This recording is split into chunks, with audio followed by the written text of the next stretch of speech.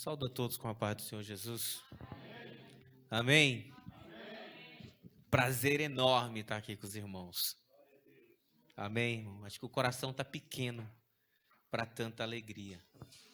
Que o Senhor Ele possa fazer esta noite um memorial no céu para todos que aqui estão presentes. Amém? Glória a Deus. Aleluia! Abra sua Bíblia no livro de Lucas, capítulo de número 24. Aleluia!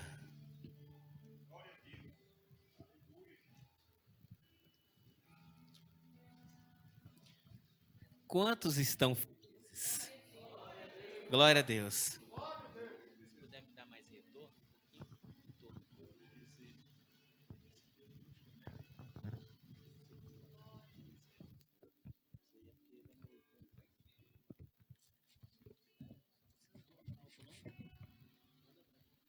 Aleluia! Aleluia! Amém? Tá melhor? Eu fico aqui, irmão, imaginando. Tem que me segurar para não chorar, porque são coisas que a gente age na naturalidade. Seja natural em Cristo. Em Cristo, irmão. Porque o natural vai ficar na terra. Agora, se você quiser ser lembrado para todo sempre, haja de uma forma sobrenatural. Sobrenatural. Porque vai ser lembrado. São coisas que acontecem na vida da gente que se os irmãos não lembrar, a gente não vai lembrar aqui. Amém? É o irmão Wilson. São coisas que, se eu der o testemunho aqui, ele tinha tudo para ficar com bronca comigo. Mas o Espírito Santo fazia morada ali, ele entendeu que o propósito de Deus na vida dele e dos filhos era maior.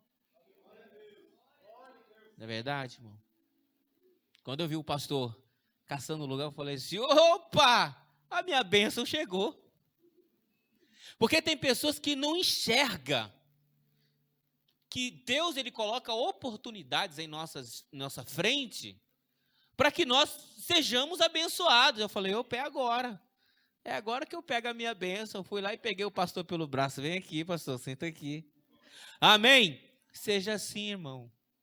Observe as coisas como sinais de Deus na sua vida para a tua prosperidade espiritual. Veja tudo como a vontade de Deus mesmo, porque a palavra diz em Romanos que todas as coisas cooperam para o bem daqueles que amam a Deus. Agora a pessoa ama a Deus e tudo é o diabo. Não. É Deus agindo na sua vida. A pessoa declara amores a Jesus Cristo, mas fala que é o inimigo perseguindo, é o diabo agindo. Não. É Deus agindo. Porque agindo Deus. Amém, irmão. Versículo de número 44. Preste atenção nisso. E disse-lhes, todos encontraram?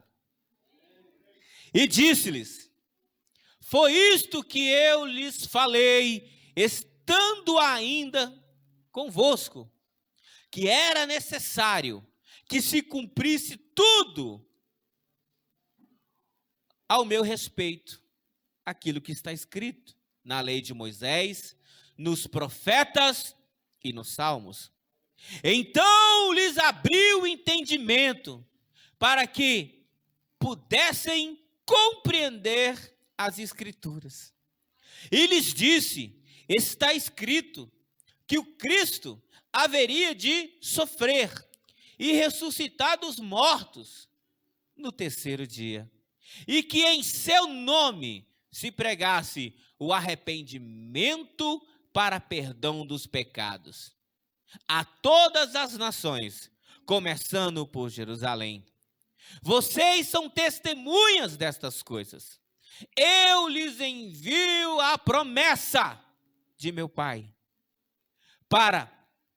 mas fiquem na cidade até serem revestidos do poder do alto. Vou ler o versículo 49.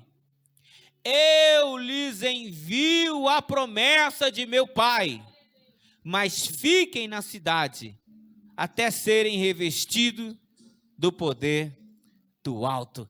Pode sentar dando glória a Deus, amém, irmão?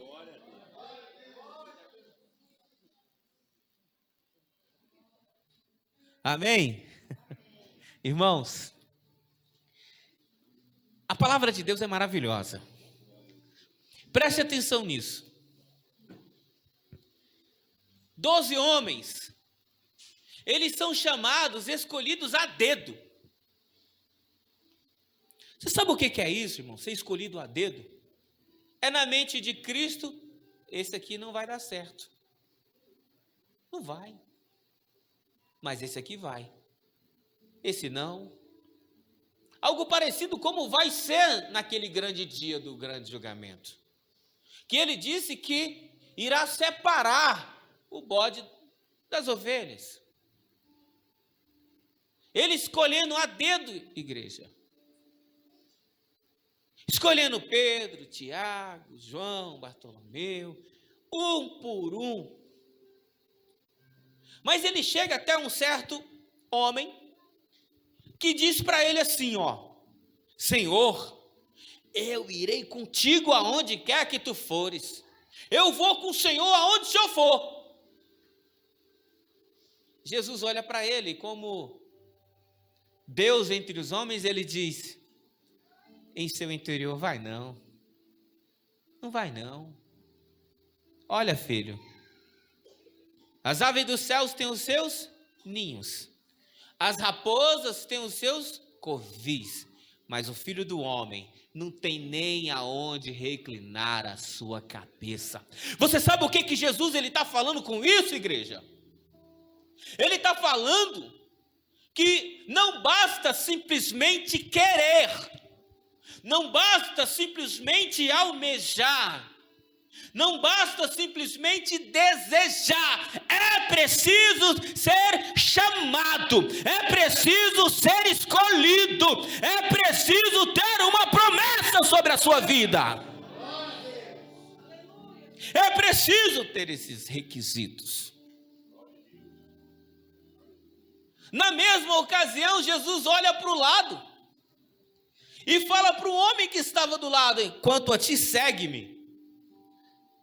Mas, Senhor, permita-me pelo menos enterrar o meu pai. E Jesus: ô filho, você é chamado. E para quem é chamado, tem que entender e deixar os mortos enterrar os mortos. Jesus está falando com isso o que, igreja?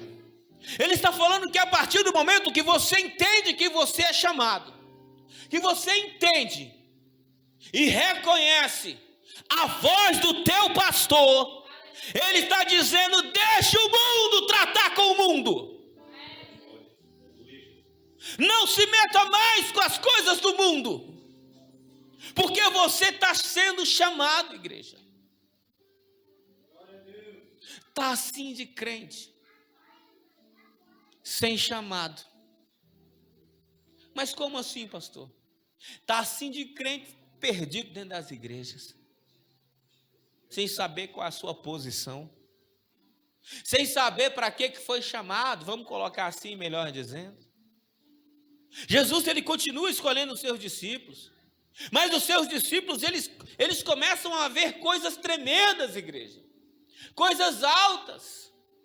Imagina Pedro, o primeiro encontro com Cristo o barco está vazio, não tem nada dentro do barco, pescaram a noite inteira, e de repente o homem chega e fala bem assim: volta lá. Mas como assim? Volta lá. Pedro, reconhecendo a voz no seu interior, no seu íntimo, ele diz: sobre a tua palavra eu vou voltar. Porque, irmão, quem tem chamado, ainda que não compreenda, mas ele faz. Quem tem chamado, ainda que não entenda o propósito, mas ele coloca o pé à frente e vai. Pedro vai e pesca o quê? Grandes e grandes peixes. de tal forma que é preciso chamar aqueles pescadores que estão ao lado. Vem, vem que tem peixe. E ali vários e vários barcos são cheios de peixe. Então o primeiro milagre, chama Levi. Levi era um homem que trabalhava pegando o tributo. E ele começa assim por diante chamar homens valorosos, homens que estão vivendo as suas vidas naturais. E para um ele diz: olha, vem, vocês não vão mais ser pescadores de peixes, agora vocês vão ser pescadores de homens. E esses homens começam a vivenciar o mundo milagroso de Jesus, porque Jesus, ele tinha um mundo milagroso. Jesus, ele não vivia na terra. Como assim, pastor? Sim. Eu não sei se aqui tem crente que já viveu isso, mas eu já vivi isso. De você andar na rua e as pessoas começarem a gritar: você é crente, vem aqui, porque tem uma pessoa endemoniada. Ora, Jesus era esse homem. Aonde ele andava, as trevas se dissipavam. Aonde ele andava, assim como a pastora ministrou aqui, o pecado era descoberto, igreja. Esse é o poder da palavra. Confronto. E a minha preocupação nessa noite é que você não saia daqui hoje de uma forma confortável. Pergunta por quê, igreja? Por quê? Porque se você sair por aquela porta de uma forma confortável, é porque a palavra não fez efeito nenhum na tua vida. Porque a palavra tem que ter confronto, tem que colocar você cara a cara com a verdade. De João capítulo 32, se conhecereis a verdade vos libertará. E qual é que está aqui hoje que não precisa de ser liberto? Eu me coloco como o primeiro nessa noite. Precisamos sim dessa tal liberdade. E os discípulos iam caminhando com Jesus. Jesus ia passando e encontrava coxo, curava. E os discípulos olhando. Caminhando, vinha um cortejo com uma viúva, seu filho dentro de um caixão, à porta da cidade de Naim. O menino ressuscita. Aparecia homem com a mão ressequida. Faz assim, irmão. Isso é profético, né? Agora faz assim. Jesus abre até a mão de crente. Então, se você não é dizimista nem ofertante, passa a ser a partir de hoje. Porque é o milagre de Cristo na sua vida. Amém, igreja? Não havia pecado. Não havia doença. Não havia demônio que suportava a presença de Cristo. Jesus ia passando, de repente, um homem despido, porque a Bíblia diz que quando o demônio manifestava nele não um, mas milhares, jogava ele de um canto para o outro, até mesmo dentro do fogo. Mas não foi Jesus que falou nada, foi o próprio demônio que disse: Jesus, Filho do Deus vivo, por que tu já vem nos perturbar? E Jesus, uma palavra: qual é o teu nome? Ele disse: Legião. Permita-nos entrar naquela manada de porcos, né? No dicionário correto, aquela vara de porcos. E Jesus permitindo, ali havia mais de 2.000 porcos, ou seja, um ser humano é capaz de conduzir em seu corpo mais de 2.000 demônios. Ei, isso é sério, igreja. Isso é sério. Tem crente brincando com adultério. A Bíblia necessariamente não fala qual era o pecado que aquele jovem cometia ou cometeu para que aquele demônio entrasse nele. Mas tem crente se dizendo liberto com casta de demônio, com o demônio do adultério, com o demônio da fornicação, com o demônio da prostituição, com o demônio da mentira, da fofoca. Então, se você está compreendendo essa palavra de hoje, você vai também compreender que se você tem tais sentimentos, você tem a tua vida aberta para demônios. Repreenda isso em nome de Jesus. Porque aonde Jesus anda, há liberdade. Aonde Jesus está, a tristeza foge. Entenda, essa palavra de hoje é para todos nós termos algo mais com Cristo. Os discípulos estavam com Jesus todo esse tempo. Jesus olha para eles e diz: vamos para o outro lado dessa lagoa, desse lago. Eles entram no barco. Quando eles estão no meio do barco, vem o quê? Um vento. Começa a agitar o barco. Começa a agitar a água. A jogar o barco para um lado, o barco para o outro. E Jesus está onde, igreja? Dormindo. Por quê? Porque Jesus não tem medo. Nele não há pecado. Nele não há trevas. Então, o medo só vem aonde há possibilidade de trevas. Amém, igreja? Amém. Começa a sacudir, por quê? Porque vem o vento e vem chuva. Irmão, o meu filho, ele vai até pensar: de novo, pai, o senhor vai falar esse testemunho? Mas eu falo, irmãos. Eu já estive dentro do rio São Francisco, aquele mundo de rio. E quando eu estava lá, eu senti isso, porque passava barcos enormes. E a gente estava num barquinho pequenininho, pastor Caio, a remo.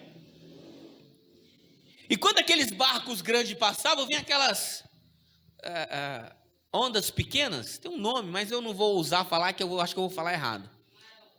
Oi? Marola. Aqui ia ser outra coisa, né? Aqui em Planaltina vai ser outra coisa. E passava e sacudia, irmão, e o barco fazia assim, caía água dentro. E eu falei: meu Deus do céu, e agora, Jesus? Está entrando água aqui dentro. E aí na hora deu sede, eu falei: irmão, me dá uma água. Aí o irmão olhou e falou: sério, pastor? Tanta água nesse rio, o senhor está me pedindo água? E eu falei: tá bom, mas me dá um copo aí. Ele falou: não, pastor, tá vendo esse frasco aí de óleo de motor? Cortado no meio? Sim, só pode beber água com ele. Então ele pegou água e eu tomei. Só que você não é para rir não, tá bom? E eu tô olhando a água, molhando meus pés dentro do barco, pastor. Eu falei: irmão, tá entrando água aqui. E ele disse assim: sim, pastor, entra água mesmo no barco. Falei: meu Deus, o barco está furado. Falou: não, pastor, é normal. Então eles pegavam ali aquele litro e ficavam pegando e jogando para fora. Jogando para fora. Eu falei: meu Deus, quem já passou por isso aqui? Quem já? É assim mesmo, irmão? Hã? Se não selar direito, entra água? Hoje, 2000 anos depois, imagina na época de Jesus, misericórdia. Com toda a tecnologia que temos hoje, ainda passamos por isso, e há 2000 anos atrás. Mas o pior, pastor, não era a água entrando, não era as marolas dos barcos maiores passando, não era o copo improvisado que me deram, que tinha gostinho mesmo de óleo diesel. O problema foi que no meio do rio São Francisco, no barco a remo, eu lembrei que eu não sabia nadar, pastor. Aí eu pensei: agora só me resta orar. E eu vou falar para os irmãos, foram 2 horas, eu acho que foram as 2 horas realmente de oração do início ao fim que eu fiz a Deus. Não cochilei, não dormi de forma alguma. Amém? Amém. Mas chegamos do outro lado. Os discípulos passaram pela mesma coisa, só que, além do vento, além o barco sendo jogado de um lado para o outro, estava chovendo, caía água de cima e água do lado das marolas. E eu fico imaginando os discípulos pequeno copo, mas pegando água com balde e tirando de dentro do barco. E tirando de dentro do barco. E eles tiravam um, caía dois. E eles tiravam um, caía dois. E é assim a dificuldade na sua vida. Quando você não entende a palavra de Deus, você pensa que tudo é fácil. Eu vou passar por isso, passar por aquilo, e eu não preciso de Jesus. Muitos assim pensam. E eu digo para você, não lute sozinho. Os discípulos estavam lutando sozinhos. A Escritura diz que quando eles se cansaram, eles lembraram que naquele barco existia alguém que não vivia simplesmente com seus pés totalmente nessa terra. Eles lembraram que ali existia alguém naquele barco, que o seu DNA não era 100% terreno, que existia alguém naquele lugar que transformara a água em vinho. Que existia alguém, estava naquele barco, alguém que curou, que ressuscitou, que expulsou demônios, alguém que trouxe algo ao mundo que eles jamais tinham visto. E a Escritura diz que um vai até ele e diz: mestre, irmão, quem é chefe não entende isso, mas quem teve chefe, pastor, dá medo acordar o chefe, não dá? Sim ou não, igreja? Vamos imaginar os obreiros aqui na igreja e o pastor, de repente, cansado de tanto assentar tijolo, fazer alguma coisa na obra de Deus, ele cochila um pouquinho. Aí você precisa, faltou aqui uma coisinha aqui. Vai lá, acorda o pastor. Quem é o brabo que vai lá acordar o pastor? Primeiro que ninguém acorda sorrindo. Oh, aleluia. Não, irmão. Você acorda bravo, nervoso. Porque o momento de um sono é algo delicioso, gostoso, de descanso. Vamos imaginar o Cristo, a paz, a paciência em pessoa, dormindo na popa do barco. Mas um discípulo vai lá e de repente eles escolheram quem era o mais bravo, não sei, o mais corajoso. Mas ele foi até lá e disse: mestre,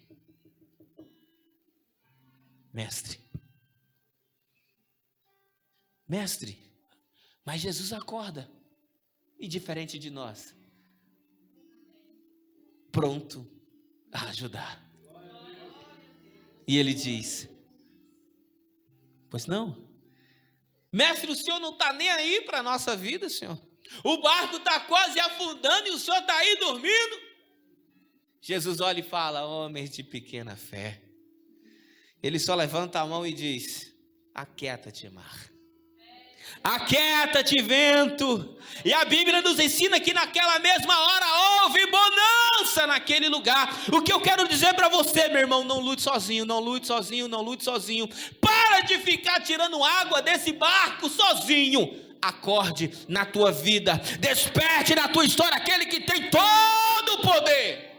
Aquele que está na sua mão, meu irmão, toda a verdade, toda a justiça.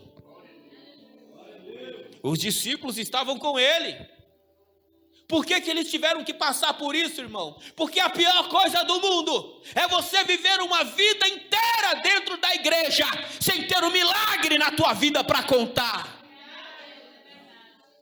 Me lembra de Ana e Penina, livro de Juízes. Ei, irmão, você está entendendo isso, irmão? Irmão, uma tem vários filhos, e aquela que não tem filho nenhum ficava com chacota, ficava recebendo chacota. Né? Penina, eu tenho, você não tem, nem assim, igual criança.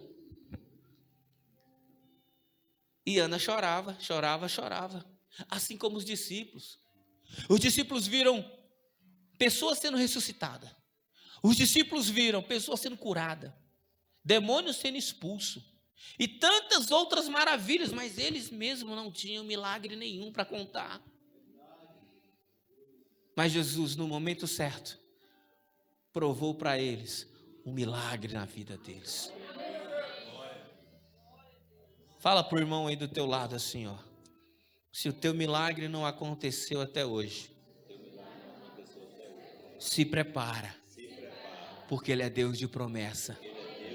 Não só de promessa, mas um Deus que cumpre todas as tuas promessas. Ei, creia nisso, irmão. Creia nisso. Creia nisso. Vai acontecer milagre na tua vida. Vai acontecer um milagre na tua história. E você vai lembrar do dia de hoje. Você não veio aqui nessa noite para simplesmente sair por aquela porta da mesma forma que você entrou. Deus vai fazer acontecer algo sobrenatural na tua vida. Acredita nisso. Você não será movido por milagre alheio. Você será movido por aquilo que Deus fará acontecer na tua história, na tua vida. Acredita nisso. Eu não sei se é prosperidade financeira, se é prosperidade espiritual, se é cura, se é libertação do teu marido, da tua esposa, do teu filho, não interessa. É que Ele vai cumprir. Ele vai cumprir. Eu creio nisso. Amém. E eles passam para o outro lado. Mas a palavra é: ficai em Jerusalém, até que do alto sejais revestidos de poder. Os discípulos, mesmo com todo esse poder que Cristo mostrou para eles, durante 3 anos e meio, ele então é entregue, traído, julgado, crucificado, sepultado, mas ao terceiro dia ele ressuscitou. E o texto que nós lemos no capítulo 24, versículo 44 de Lucas, o mesmo texto também é descrito no livro de Marcos, capítulo 16, versículo 15, 16, 17. E esse mesmo texto também ele é descrito no livro de Mateus, capítulo 28, versículo 17, 18 e 19. É o ID. Esse texto que nós lemos hoje é o ID do nosso Senhor Jesus Cristo. Mas quando começa o versículo 44, ele começa assim, ó. E abriu-lhes o entendimento. Eu fico imaginando. Passaram 3 anos e meio com Jesus e ainda não eram cegos no seu entendimento? Sim. Porque aquilo que Jesus tinha para entregar, Jesus só entregara em parte. Porque eles ainda não eram capazes de suportar na íntegra. Eles não eram capazes de suportar toda a glória a qual Cristo ele tinha destinado desde a fundação do mundo para mim e para você. Foi preciso eles esperarem o momento certo, mas a partir do versículo 45 ele diz: são estas as coisas que eu vos disse, estando ainda convosco, havia do Cristo ser condenado, julgado, morto, e ao terceiro dia ressuscitar, e em seu nome se pregasse arrependimento e perdão de pecados. Você está entendendo isso, irmão? Mas ele diz: ficai em Jerusalém para que do alto sejais revestido de poder. A palavra de hoje é revestimento. Revestimento. Como assim, pastor? Rapidamente. Lá no livro de 1 Samuel, capítulo 17, o exército de Israel está preparado para a guerra. Mas do outro lado está o outro exército, os filisteus. O filisteu, ele tinha algo que o povo de Israel não tinha. Ele tinha gigantes ao seu lado. Homens com mais de 3 metros de altura. Já pensou, irmão? De repente um tal Golias vai na frente de todo o exército e fala: ei, não tem... Você vai me entender. Você também que está vendo no vídeo. Vai entender se fosse, de repente, no Brasil, Golias ia estar falando assim: ei, não tem macho aí do outro lado, não? Não tem sujeito homem aí do outro lado, não? Não tem homem aí não para enfrentar, não? Porque ele falava assim: ei, cadê os bravos? Cadê os valentes de Israel? Cadê? Não tem ninguém. Mas do outro lado, quem estava lá? O rei. Estava seu filho Jonathan. Estava, irmãos, homens valorosos, mas na hora da peleja tremeram. Se acovardaram. Também estava do lado do rei quem? Abinadab, o irmão mais velho de Davi. Os 3 irmãos de Davi estavam com ele, todos se acovardaram, mas lá veio um menino, um jovem, pequenininho. E ele não se aguenta com tanta afronta daquele homem, daquele gigante chamado Golias, porque ele estava afrontando, entenda, não simplesmente Israel, mas ele estava tentando humilhar o Deus de Israel. E você não compreende a sua derrota, irmão, é a derrota de Deus. O seu fracasso é o fracasso de Deus. Por isso que eu declaro nesta noite: se você tem chamado, você não vai ser derrotado. Se você tem chamado, o fracasso não vai te vencer, porque você é de Deus. Davi então ele fala para alguém que está do lado dele: mas peraí, rapaz, ninguém vai fazer nada. Eu vou brigar com esse gigante. Um olha para ele e fala assim: vai não. O outro fala: é muito fraquinho. É igual quando você fala para alguém: rapaz, eu quero comprar um Corolla 2021. Aí alguém fala: não vai não. Quando você olha para uma casa enorme e fala: eu vou ter uma casa igual a essa, e alguém fala: vai não. O solteiro: eu vou casar com aquela loira assim, e o outro fala: vai não. E a menina: eu quero um varão assim, eu falo: vai não.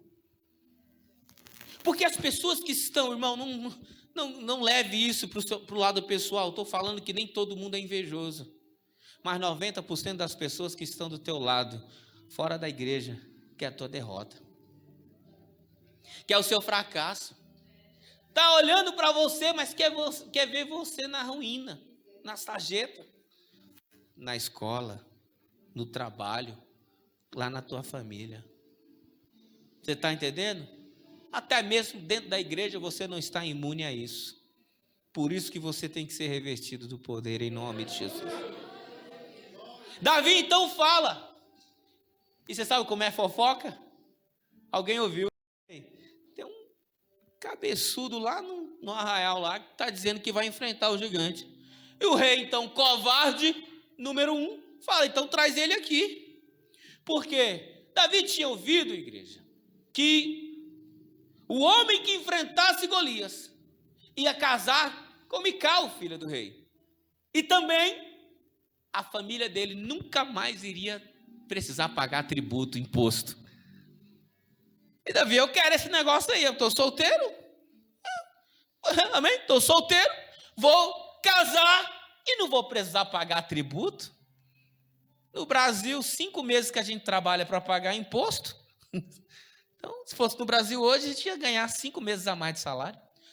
Amém, igreja? Amém. O rei então falou: traz esse jovem aqui. Davi chega, preste atenção, igreja.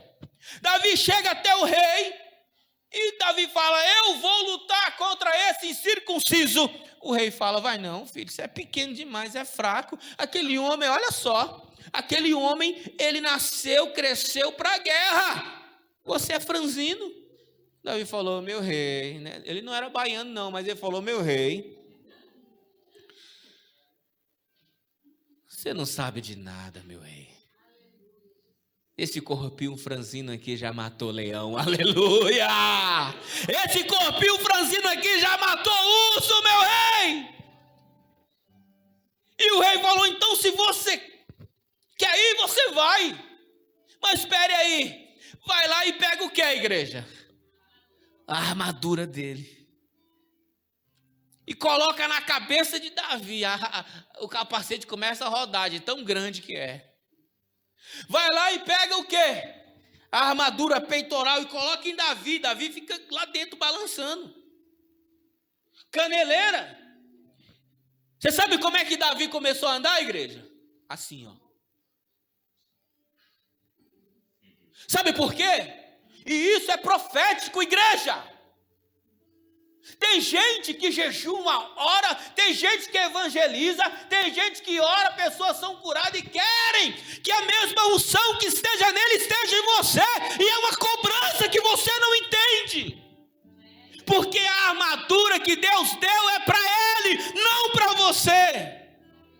Cada um de nós do exército de Deus tem a sua própria armadura. O capacete da pastora não cabe na pastora Jaqueline, porque o capacete é dela. E tá assim de gente que se dá mal na igreja, porque chega na igreja, olha para o pastor e vê esse varão valoroso, capacete de ouro, armadura dourada. Chega na igreja e vê essa irmã tocando esse violão como ninguém.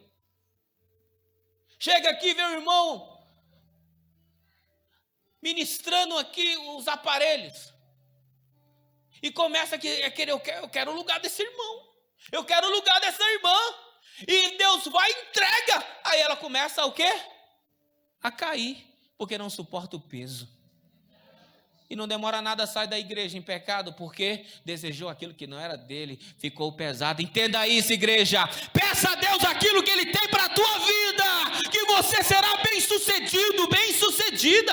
A escritura nos ensina que Davi olhou para ele: meu rei, não dá não. Pega o capacete, joga do lado, pega a armadura, pega de um lado, tira tudo e fala: sabe de uma coisa, meu rei?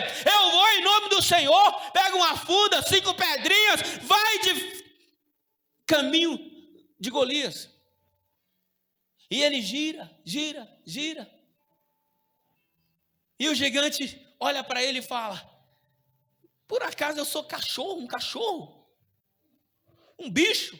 Para você vir com uma pedrinha dessa aí? Davi então olha para ele e diz: olha, tu vens contra mim com espada, escudo, com lança, mas eu vou em nome do Senhor. Eu vou em nome do Senhor. Davi foi revestido não com algo material, mas com algo espiritual, e uma só pedra derrubou o gigante. O que matou o gigante? O que matou o gigante, igreja? Não, a pedra simplesmente derrubou o gigante. A escritura diz que Davi, com a própria espada de Golias, o matou, degolou, arrancou a sua cabeça. Amém, igreja? Então eu quero dizer para você, é que Efésios capítulo de número 6, lá está dizendo: olha, revesti-vos de toda a armadura de Deus. Quer vencer? Revista-se com toda a armadura de Deus. Quer vencer? Revista-se com toda a armadura de Deus. Pastor, eu estou passando por essa dificuldade, eu sinto que eu não sou revestido. Vai vir aqui na frente, e Deus vai lançar por terra todo o mal que não permite você vencer na vida espiritual. Pastor, eu sempre quis ser batizado com o Espírito Santo, mas eu não consigo. Quero dizer para você, hoje é o dia de você ser revestido com Ele. Amém? Fique de pé em nome de Jesus.